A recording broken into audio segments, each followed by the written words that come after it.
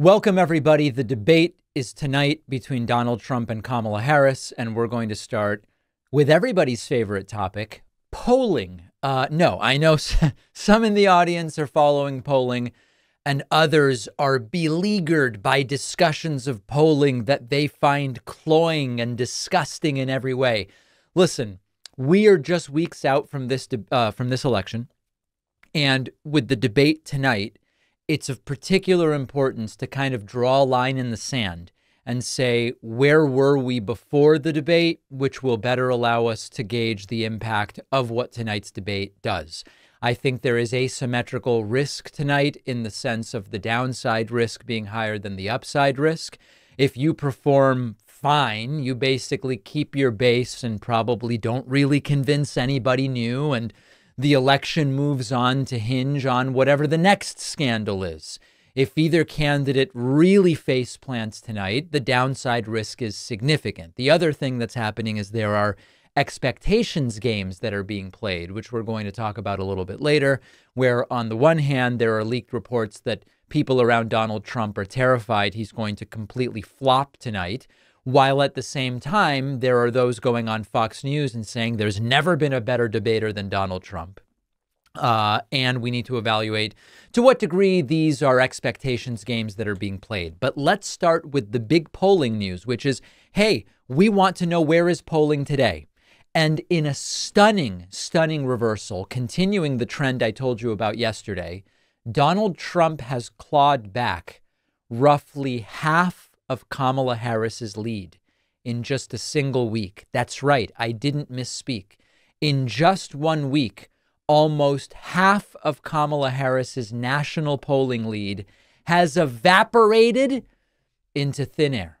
You may recall that 1 week ago, Kamala Harris's lead was nearly 2 percentage points nationally, 1.9%.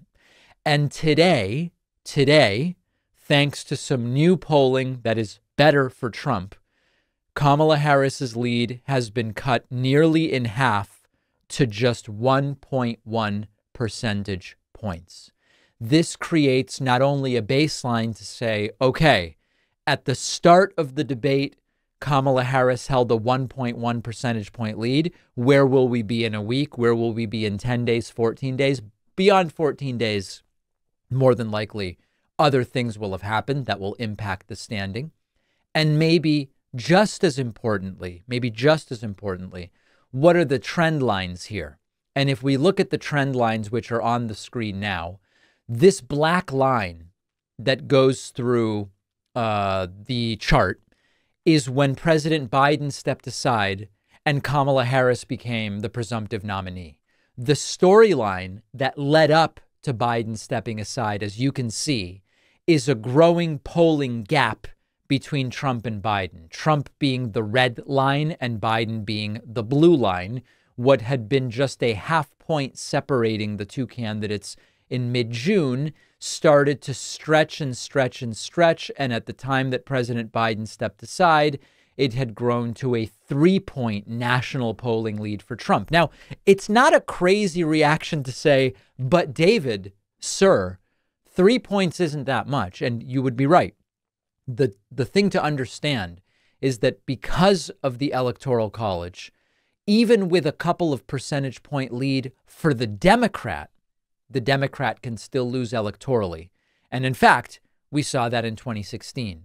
And so a Republican having a 3 percentage point lead nationally is very much not good. Okay, so Joe Biden steps aside, Kamala Harris steps in.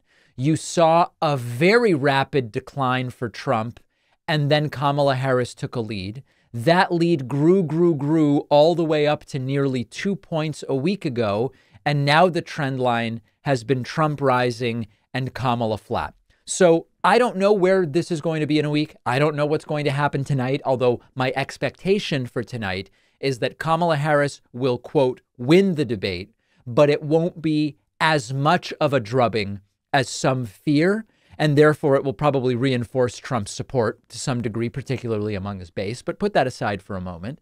The question now becomes, where do we go next? And what are the sort of big tent pole events after tonight's debate, We have the October 1st VP debate. And beyond that, it is going to be storylines that we don't yet know. So that's the storyline nationally. But there is another polling storyline, and it comes from North Carolina. And that's where I want to go next. Many of us loved eating breakfast cereals as kids, but now that we're adults, you don't want all the sugar and the carbs, which is why I love our sponsor, Magic Spoon, the nostalgically delicious cereal that tastes just like your favorite sugary cereals from childhood, but without the sugar and packed with protein. Every serving of Magic Spoon cereal has 13 grams of protein, 0 grams of sugar, and 4 net carbs, so you can feel good about what you're eating. The most popular flavors are fruity and cocoa, but there are many more. And if you're already a fan of Magic Spoon, I have big news. Magic Spoon has turned their super popular cereal into high-protein treats that are light, crispy, and crunchy, and taste just like the classic crunchy cereal bars. Magic Spoon treats have become a favorite go-to snack because it's an easy way to get 11 grams of protein on the go. And for the first time ever, Magic Spoon treats are available in grocery stores with delicious flavors like marshmallow and chocolatey peanut butter. Get $5 off your next order at magicspoon.com/Pacman, or look for Magic Spoon in your nearest grocery store. The link is in the description.